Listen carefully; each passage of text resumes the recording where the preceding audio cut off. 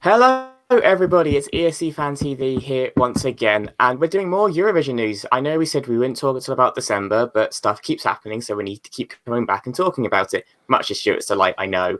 Um, Before we go any further, make sure you follow us on Facebook, hit the like and subscribe to us on YouTube and Instagram and Twitter. We would really appreciate it. And now let's just jump into my guests. Directly below me, we have Tom. Hello, Tom. Hello. Hey, everyone. And moving along, we have Yerna. How are you, Yerna? Hi, love from Belgium. Going across one more, we have Tristan in the bottom left, just there, we can see. Hello there, lovely to see you all. And then we have Stuart. How are you, Stuart? I'm sure you're loving being back on here again so soon. It just feels so early, Elliot. You know, I mean, I'm really into yours and Nicholas's junior Eurovision shows at the moment. I mean, there's a level of insight that I'd never, kind of come to sort of understand, and it's great to really kind of get to know the junior shows. But Eurovision, is it really started this early? Yes, in a word. And then obviously next, in between the pair of us, my Junior Eurovision co-host and saviour on Friday when I had technical difficulties, it's Nicholas. Hello. How are you? It's nice to not be hosting today. It's nice to just be able to kick back and just, say my opinion. It's great. And once again, a big thank you to Nicholas on Friday for saving me when the internet here in the UK just decided to just abandon me. Love that. Anyway, we're moving on because we've had some big news come out this week. And shall we start with the good news or the bad news, Stuart? I'll let you choose. Well, either way, it's a shit sandwich, isn't it? So let's start with the bad news. Oh my God. There's a damning critique of this show. So let's start with the bad news. There's been multiple reports, nothing confirmed in Eurovision.tv, but it's pretty much confirmed that Hungary are withdrawing from Eurovision 2020. This is because Adal has been confirmed it will not be used for its selection. It's going to be used to focus mainly on the Hungarian pop culture, and the winner of that will just go through into a lot of their top-end summer concerts. So that will not be used for Eurovision. There's no inkling of any national selection for Eurovision whatsoever, and the deadline for participation confirmation is rapidly approaching. So it looks like Hungary aren't returning. So Hungary just quickly returned in 2011, qualified every single year this decade until 2019 when Yossi Papai unfortunately didn't qualify from the first semi-final. We had a lot of theories as to why this happened and why it didn't, as you may have seen on our semi-final review show back in May. But Tom, let's come to you first. Initial reaction, Hungary not in Rotterdam. How do you feel about it? Do you know what? I can kind of understand Hungary's idea. I mean, let's be honest. This is not uncommon to see a country fail to qualify for a semi-final and then decide to take a step back. And I think maybe Yossi Papai didn't quite hit the mark. And, you've got to think to yourselves, it costs a lot of money. The staging costs a lot of money. Is this a case of Hungary saying, not throwing their toys out the pram, going, we didn't qualify, we're never coming back again, but of Hungary saying it costs a lot of money, we need to actually just have a year where we sit back, think about it, and then come back stronger. Because often those countries that do take that year out do come back, and they do come back bigger, and they do come back better. So I'm not too disheartened. Okay. Nicholas, a lot of people in the growing age of streaming, so a lot of people can watch different national finals from different countries now, and a lot of people have came under fire of Adal. They don't like how the show was run, the fact that the jury effectively could control who qualified and who didn't. The public could only pick one person as a wild card, and even then, in the final, the jury picked the final for the public pick between. Do you think it's the selection method which has caught them out this time, and why Yossi didn't qualify, and why people aren't interested? Because viewing figures for Adal have been dropping over the last 3 to 4 years, I have noticed. Yeah, it has, and it's it's a different kind of national final compared to a lot of the others we see. Because a lot of times when you do a national final, you do it specifically for Eurovision. Whereas I feel like Hungary is sort of the same situation as Sweden, in which that they are doing this show for their own audience, and anything above that is just an added bonus. And I think, in the past couple of years, we've seen it all switch more and more towards being a Hungarian show that's supposed to show off Hungarian culture and show off what the juries think is Hungarian culture. And I think to some extent, that can be really great for Eurovision. I think they've sent some really great songs, but I think also sometimes they end up in a situation where they send something that just, it's not, they don't send something to win it. And I think, like you've mentioned with the viewership dropping, and I think I've even seen somewhere that there's more people watching Adele than there is watching Eurovision in Hungary. So I think to that extent, it just makes sense for them to take a step back and be like, okay, let's see if Eurovision is something we really need, or if we just want to keep this contest as something that's for the local Hungarian viewers. Okay, Tristan, Hungary, since they've returned in 2011, have sent 4.5 songs in Hungarian, obviously being Catty Wolf, By Alex, Yossi twice, and then AWS. So naturally, we're going to lose a song in a different language as in English next year. Do you think that's quite sad, because we are losing a dialect which isn't heard? Yes, obviously, but I'm still going to be quite positive and say that we don't actually know yet whether they're going to be withdrawing or not. All we know is that Adele is not being used. Spain said that Operación Triunfo wasn't going to be used, and then suddenly announced out of the blue that Blas Cantor was going to be internally selected. So I don't think really that the fact that Adele is not being used definitely means that they're not going to be taking part next year. I think that's leaping to a conclusion that's hopefully wrong.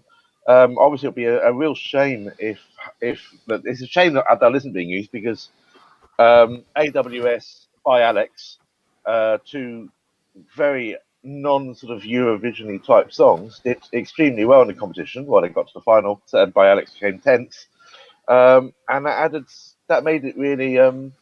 It just added a certain amount of diversity to the competition. I mean, heavy rock doing so well at Eurovision is fantastic. It was a great song, AWS, and also Jossi Papai. Okay, he didn't do so well last year, but 3 years ago, fantastic. He came really, really high. So who knows? To be honest, I still think that Hungary will surprise us and have an internal selection.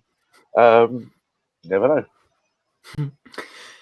And let's keep on that positive theme a little bit, as Tristan has ignited it. Jörna, if Hungary do, suddenly say they are doing it and are doing something internal, what would you like to see them send? What would you like to vote for if Belgium and Hungary are drawn in the same semi-final in Rotterdam? Well, I already like a lot of the Hungarian songs lately, except for 2018. That was not my cup of tea. But I really liked Jossi Papai in 2017. I liked him this year as well. I just really like the fact that they sing, they do whatever they want, their own style in Hungarian. The Hungarian language is the best language for them, actually, to sing in. I also like the 2013 song Kedvesem.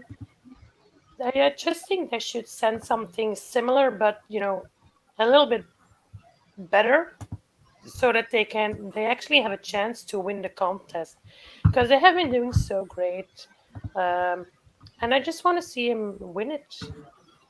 Yeah, I just want to see him win the contest in Hungarian.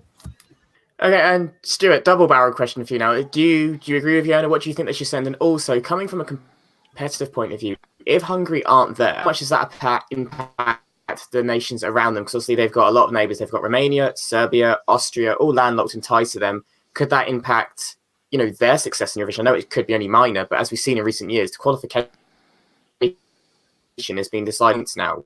So would Hungary's absence have a bigger landscape of devastation anticipating?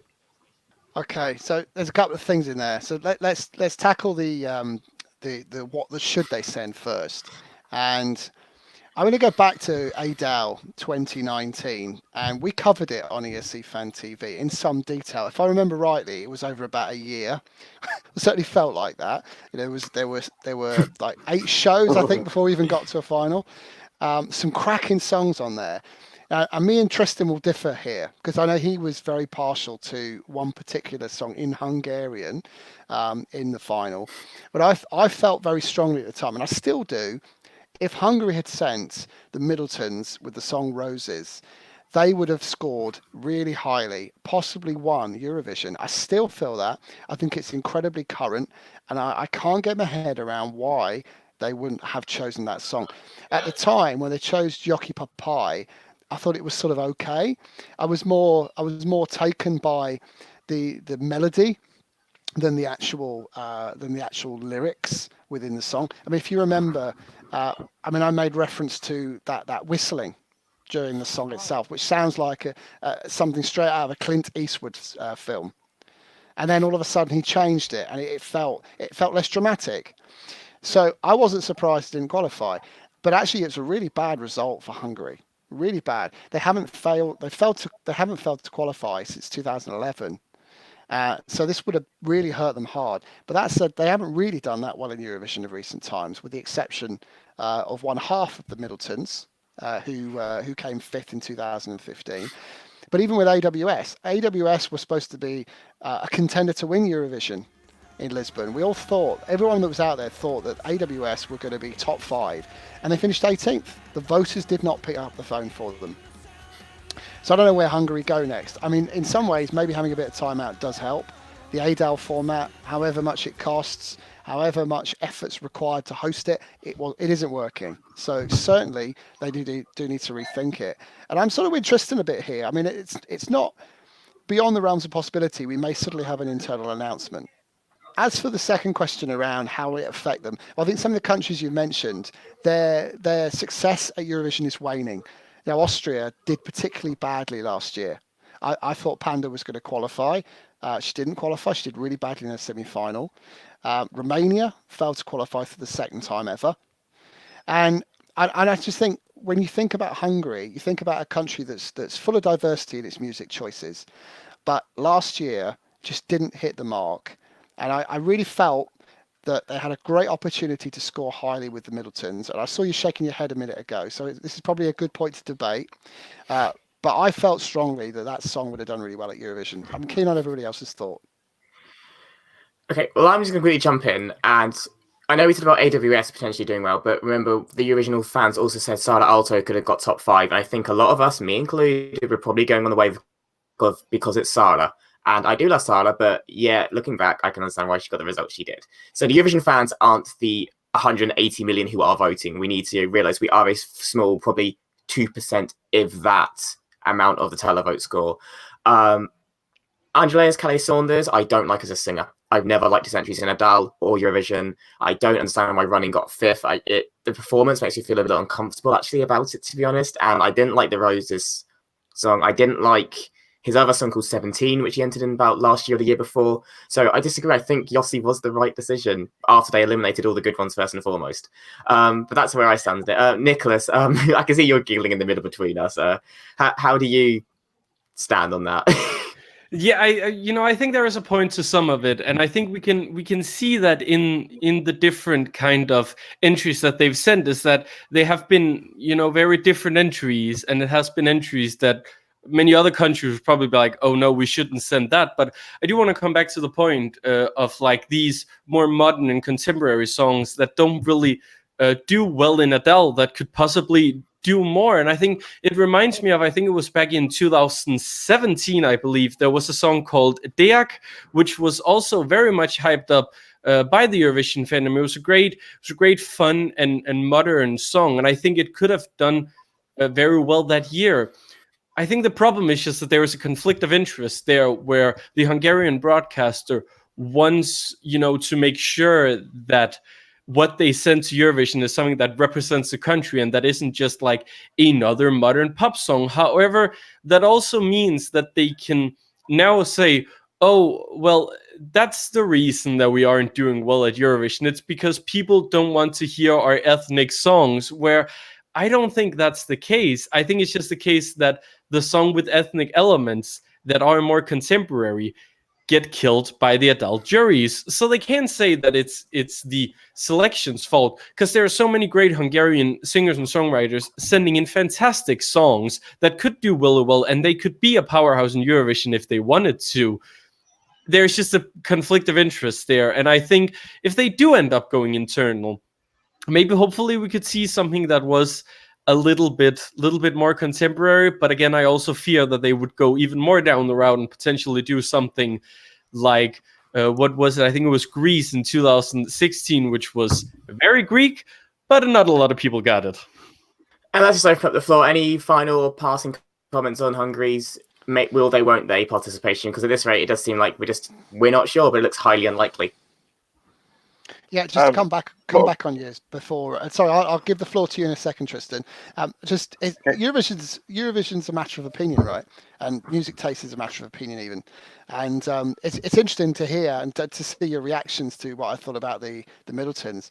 And I mean, I have a completely opposite opinion to Anders Calais Saunders than you do, Elliot. I see him as a really good artist, and I like his energy. And it obviously worked on the Eurovision audience back in 2015. I felt it could have worked really well with the added rap element of Roses.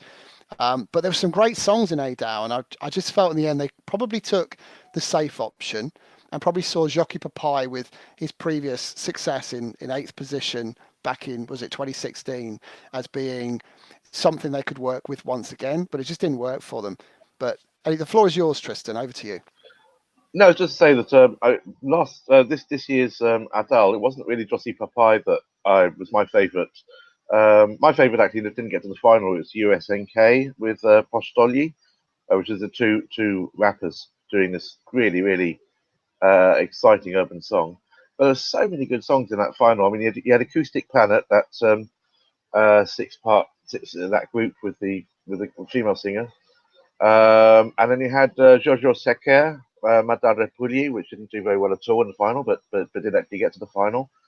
There was such good songs in that show, and I mean any one of them could have done really well. I don't always think it's a good idea to bring back a previous contestant so soon, which may have been Jockey Papai's problem. And Tom, any final points on Hungary for my review? I mean, for me, it would be a wait and see message like everyone else. I don't know. What do you think, Yana? I really hope they continue participating. I just want them to send something in Hungarian, like Catfishim. There was a nice one. So wait and see again. Like I said, there's been multiple reports coming out of Hungary saying that they have withdrawn and not using Adele, but nothing from Eurovision.tv, and that is what I'm basing my analysis on, to be honest. I mean, when we get confirmation from that site is when we all know for sure. In summary, then, we don't know whether Hungary's join is withdrawing. It could be a load of old bollocks, but let's wait and see, right? It could, but I just need a lot of evidence to say that they have left. A lot. But anyway, to the more positive news is that we do have a country returning, and they announced yesterday they are returning, and that is Bulgaria, completely out of the blue, are back after their 1-year absence. Yep, they returned in 2016 with Polygenova, came 4th, came back again with Kristin Kostov, came 2nd. Equinox in 2018, not so great, 18th, not what they expected. They then withdrew from 2019, saying it's because of budgetary reasons, and they just didn't have the funding. And they even said back in June they had no underlying plans in their scheduling to bring Eurovision to the forefront. But now they're back, and they've even today announced that their artist reveal is going to be on the 25th of November. It has also been speculated from Bulgarian news media that they have a sponsor, and that is how they've been able to fund this.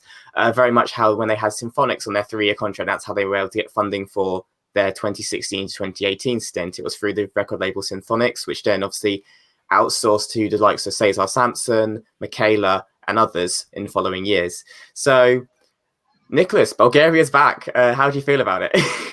Yay! no, I don't think, because I barely remember any of their first entries. But when they, because they came back to Junior Eurovision first, they had a great result, came 2nd in 2014, ended up hosting the show in 2015, and it kind of got Bulgaria back into, EBU's eyes. It got the public looking at Eurovision again. They came back in 2016, sent Polygenova. It's still one of my, all-time favorite Eurovision songs. I love it. I was going to wear my If Love Was a Crime t-shirt, but I couldn't find it.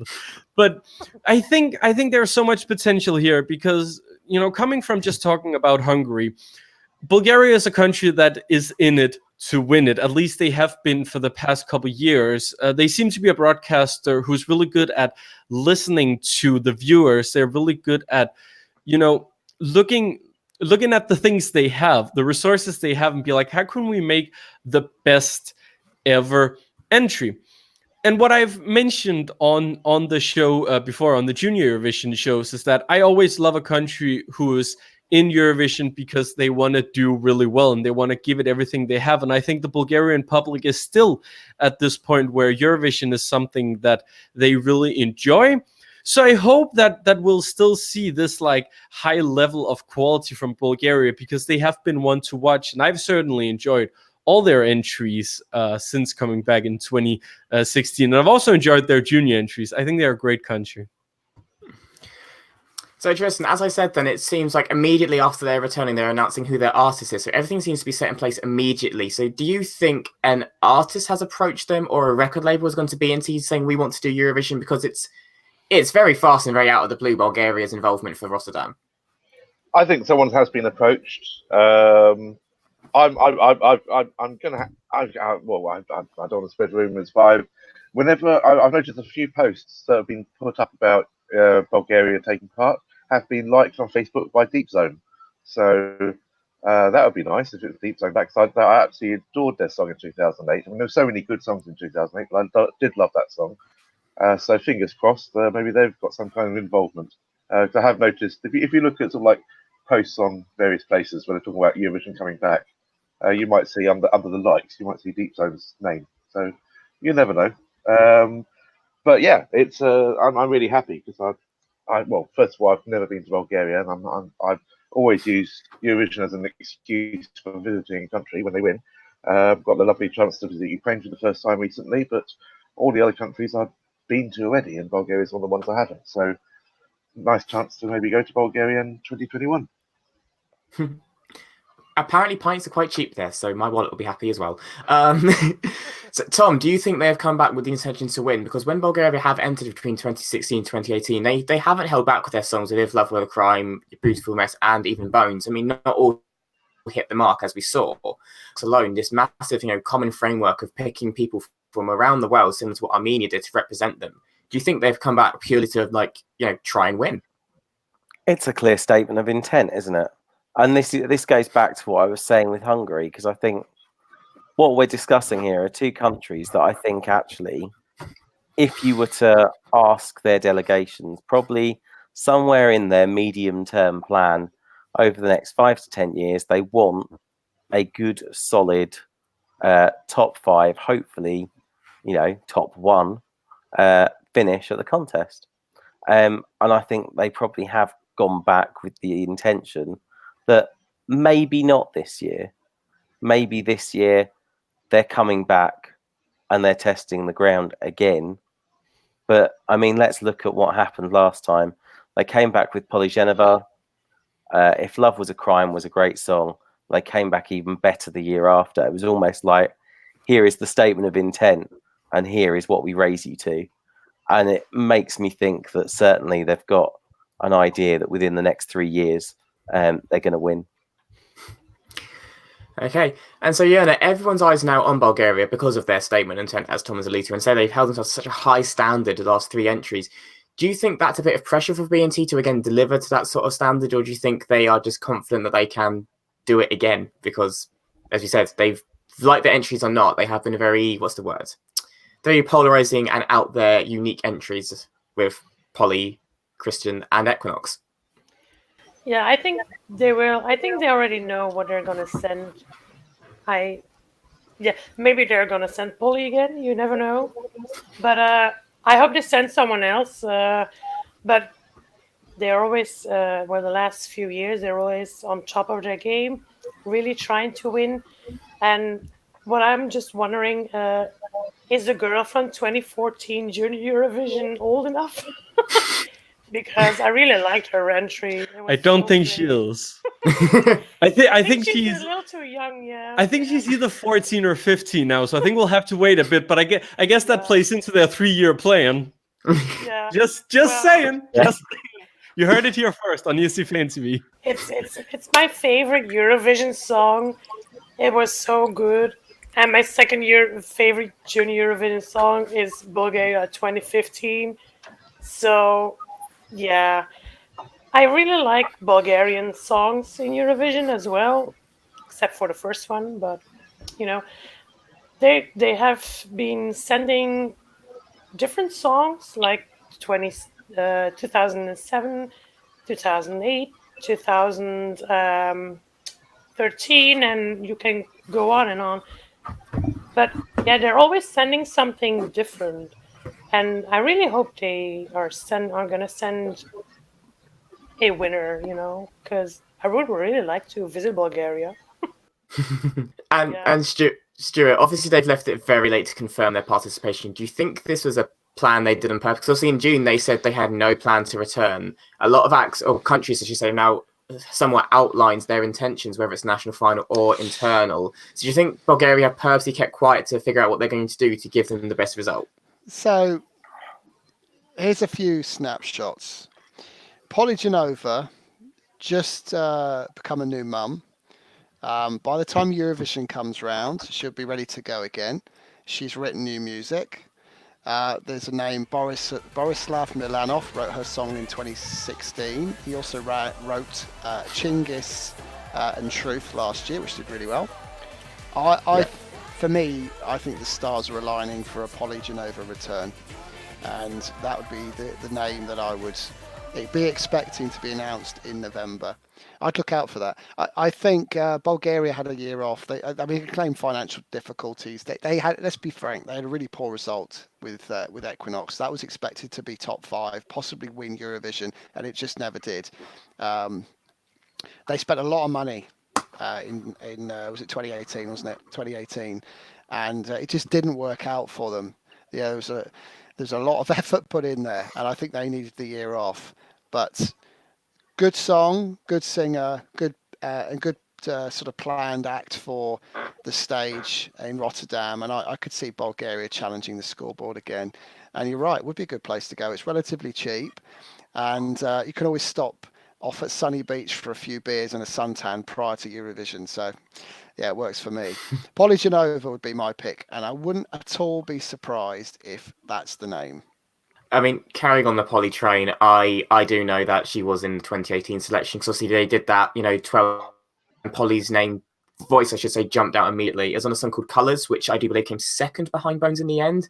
And it's actually a song that Michaela Patch was offered for 2019, which she rejected, which is expected to be on her album as well, which is coming out. So it is the same record label in Symphonics, because obviously Symphonics also, you said, wrote Chingis's entry. He also did Dance Alone.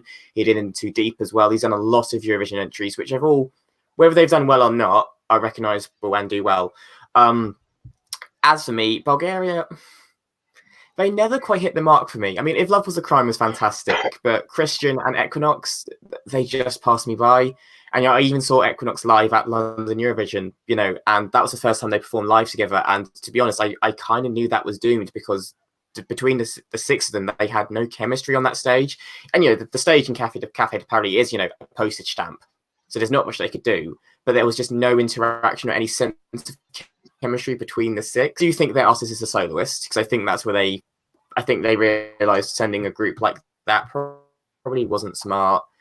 It just Ignite, but 2018 was quite a competitive year when we look back. You had a lot of power, but I am expecting, Bulgaria to be throwing the kitchen sink at it, as they always do. I do expect a record label is the one that's funding this. Like BMG is funding the UK. We're very open with that. But I do think a record label is the reason why Bulgaria have come back, and I think they have left it so late purely to send the shockwave through Eurovision, because they're very active on Twitter, the delegation. They're probably the most active delegation with the fans, and they know that, and they know that will cause a massive, riot on social media, which it has done. Stuart, coming back to you on that.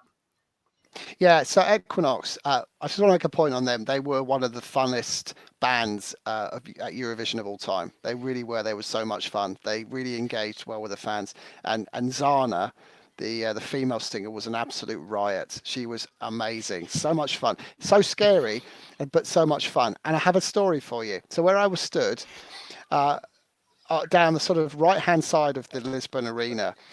She was coming out of the green room, and obviously she'd been on the vino, on the old wine.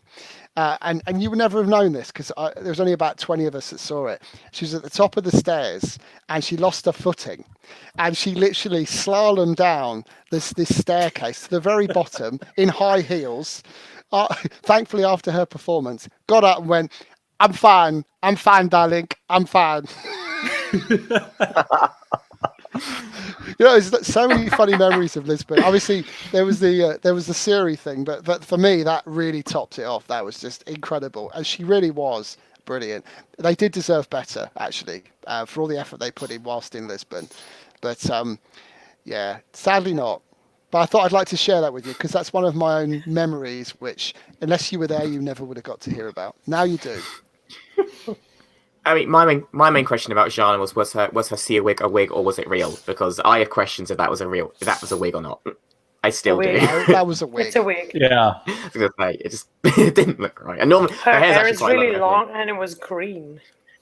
I do think a returning artist is coming back. I don't think it's Polly. If anything, I would think it's Jana because she does have a very unique, strong voice. I mean, she didn't feature it much in Bones, to be honest, because it was quite a powerful song of like 6 artists on one top of each other, and there was a big hoo-ha, was she singing live or not? But yeah, Bulgaria's back. Yeah, I think this is quite exciting, and I think it's quite a interesting thing because it's a powerhouse country in the last few years returning, and obviously Ukraine's returning as well. So I think this year could be very different to what last year was. Score, because you've got 2 countries that typically have done well recently back in the game. Any final general points on Bulgaria? The floor is yours. Jump in. I'm just wondering what Christian Kostov's up to these days. He's performing in China. He's doing a lot of things in China, it seems. He's like the whitest boy ever, but he still tries to be this like K-pop icon. It's really strange to see, if I'm being honest. I don't know if he's really he's released a few songs afterwards that are pretty good. You can check those out on Spotify. But yeah, I kind of stopped following him when he tried to be too much of a K-pop star. Yeah, he did. And the funny thing about Christian Kostov was I never got to interview him before I got involved in this, but I was over in Amsterdam a couple of years back. It was the same time as Bones, and the boy is massive. He is so tall.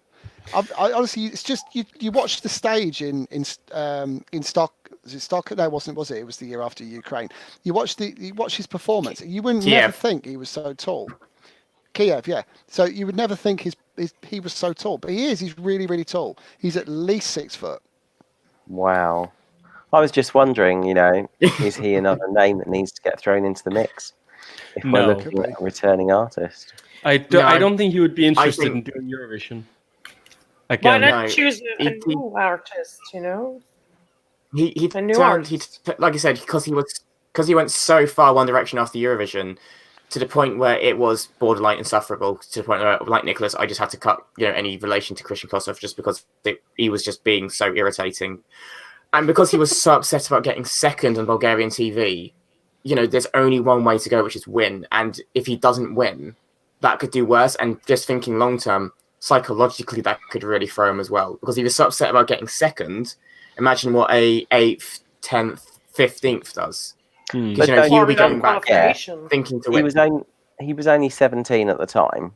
I mean, you've got to. He'll only be 19 now. It's not a massive jump. 20.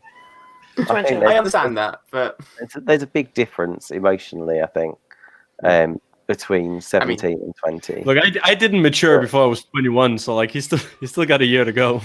I'm 38 and I haven't matured yet. You're a special person. Decided I'm not going to bother. Too much effort. I just want to make a point on Christian, though. I mean, to us, you know what? Who cares if he's mature or immature? All I want to see is a performer that actually wants to win. I quite like that. It'd be great, actually, if we had some UK acts. I'm talking selfishly for the United Kingdom that, come last or bottom 5 at Go. that was really bad. We wanted to win, but you never actually hear of them after. Maybe because they get dropped from record labels and they disappear off into the distance. Is Maybe it the Ali BBC cuts Ryan that from footage. Germany? Is it Oh, Ali God. Ryan from Germany? Did she just like buy Bulgaria out? They were like, let's just do it. Fuck it. It can't be Ali Ryan At from this point, I Bulgaria, wouldn't be surely. shocked. Well, if it is, we called it here first. Yeah. And she's trying Possibly anyone that'll maybe, let her in. If she's gonna watch Possibly this show, God. Probably not. I'm now worried it is Ali Ryan. No, I hope not. I shouldn't have said anything. Sorry. Oh, but no. No, you shouldn't, because now I'm terrified for the next 3 weeks. God. Yeah, back on Christian, I Think- wasn't a big fan of Beautiful Mess. I felt like it was a song. For me, it sounded like a cheap version of song, and it sounded like he was singing something he didn't fully understand. Because it's all about like love and all this sort of stuff. And I think at 17, you can't really sing everything fully experienced, personally. And the whole China thing, I mean, Jessie J did that about a year beforehand as well. So it's clear where you just go when your career's got nothing else to do. Because Jessie J did the exact same show he did. Oh. And then she was Well, rumoured for he got Eurovision. second So place. God knows. I'm just amazed that he thought he'd win it. Because, I mean, I know that he wouldn't necessarily think that Portugal would win it, but everyone thought Italy would win it. So I'm surprised that he'd be surprised that he was going to win it in the first place. Yeah, I'm with you on that, actually. I mean, I thought that Portugal were going to win it, and I was quite shocked that there were so many other countries that thought they were in with a shout. I mean, I've never wavered from my thoughts on this. To win Eurovision, you've got to have a great song, you've got to have a great performer or performers, but I think more importantly these days, you've got to have a story. There's so many acts that win Eurovision have a backstory, and it supports their performance. And the boy from Portugal really had that in spades, didn't he? That was a great song as well, of course. And Francesco Fabiani for Italy, I mean, he was the favourite for months. He was, yeah. Just didn't work, did it? Unfortunately. He tried too hard. They had to explain the gorilla on stage, or it felt like they had to explain the gorilla on stage, which I think was a reason why, with Italy, it didn't necessarily work as well as it should have done. But visually, the Bulgarian song that year, Christian Kostov's song, really worked. And when you go back and watch it, sort of all the sort of things jumping off the screen, just really elevated the song. And I wasn't surprised to me it finished second in the end. I thought it probably finished about right, but it wasn't the favourite as far as I remember. I think Tristan's right. I think it was Italy going into the final. That was the favourite, and Portugal was second favourite. Is that correct? I think so, yeah. Yeah. So I think Bulgaria was maybe third Italy or would have favourite. From what I remember, Italy was the favourite from when he won San Remo up until the week of Eurovision. Because I think you could tell that Francesco was kind of over actually Dentales Karma, and Salvador still really did perform it. It wasn't until we got to Eurovision that Bulgaria and Portugal did take over from Italy, because up until for like 3 months, Italy was the bookies' favourite, and everyone kind of were resigned to go into Italy. But I think you could tell that Francesco just had enough of the song by Kiev, sadly. You could tell. I just didn't get the same energy. And it didn't feel like a winner on stage. No.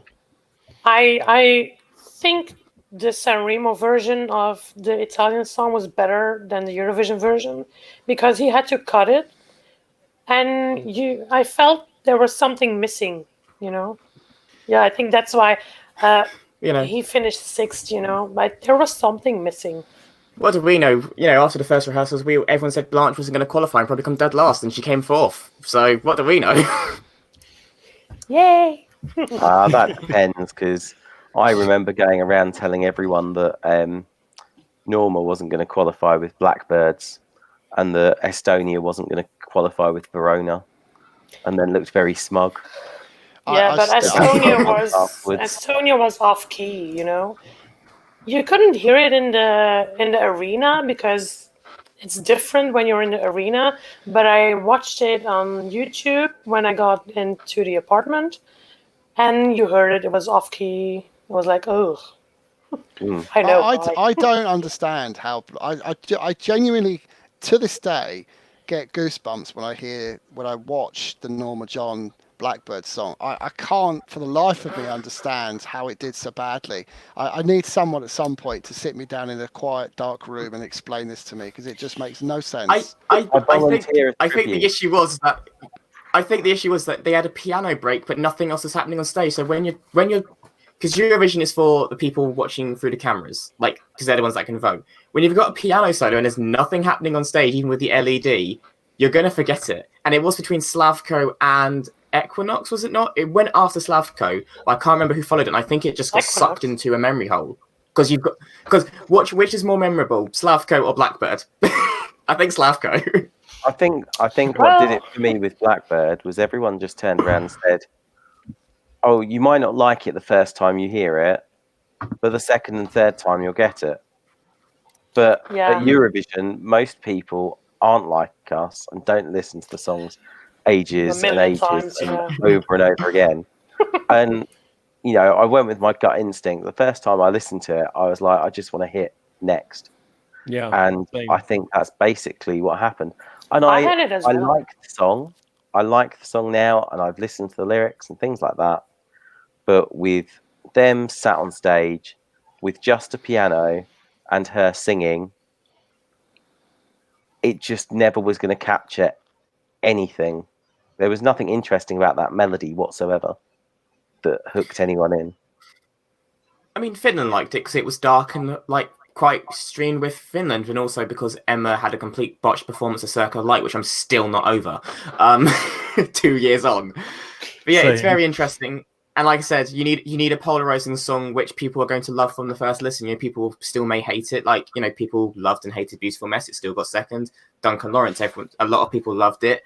ESC Fan TV, we didn't necessarily get it in our first review show, but it went on to win. If enough people love it on first listen, it's going to win. But Bulgaria could do that. It wouldn't be the first time, obviously, a country's come back from a year break to win, i.e. Ukraine. So we'll have to wait and see on that. And obviously, we'll see on the 25th of November who their artist is. But yeah, I think that's all we need to cover today. So Hungary may not be in Eurovision. We're not fully sure yet. Bulgaria definitely are in Eurovision. So, yes, big thank you to everyone here. Thank you very much, Tom. Thank you very much. Bye-bye. Thank you, Jona. Thank you. Thank you, Tristan. Thanks very much. Thank you to my co-host of Junior, Nicholas. Thank you, and see you for the next Junior show. We will. And thank you, Stuart. Thank you very much. Could I just ask, actually, because I'm an avid viewer, when is the next Junior Eurovision show? Is it next Friday? Next Friday, yes. Excellent. The 8th of November. Excellent. So everyone watching this, don't forget to tune in on the 8th of November at what time is it? Is it 2100 C at Central European time? Yes. Yes. No idea what we're discussing because we've discussed all 19 competing entries now, so we'll find something. I think we actually still have a few entries left. We have a few revamps left at least, so it's gonna be fun. We might give our own personal top 10s for this year's Junior Eurovision, so there's a lot to watch. So Nicholas has a plan. I'm winging it. Basically. I have a plan already. Sorry. And if nothing else drastic happens between now and then, the next proper show, I'm assuming, will be FIK, because Albania have announced the 20 names competing and the night of their final, which is the 22nd of December. So we have our first national final of Rotterdam confirmed. Woo! Yay! And who doesn't want to sit through a 3-hour Albanian marathon with about 50 commercials for Tina Turner, the Great British Bake Off, but in Albanian, and something else that was really bizarre last year. I can't remember, but it's going to be a long year. Yes. So before that, to break it up, we have a Retrovision mini-series coming up as well. Wow, I know the years we're looking at. I'm like, lots of great things going on at ESC Fan TV. Yeah. So remember to subscribe if you haven't already. Exactly. We are very busy. We don't sleep, so show us some love. But yeah, like I said, FIK is 22nd of December. That's the first confirmed national final coming up for Eurovision. Most notably, a few returning Eurovision acts are competing, as well as Tirli Gocci, who was one of Unida Melici's backing singers in 2019. So very interesting for that. But until next time, thank you very much. This has been ESC Fan TV. Make sure to like us on Facebook, Instagram, Twitter, like this video, and subscribe to us on YouTube. Thank you very much, and we'll see you next time. Bye. Bye. Bye-bye. Bye.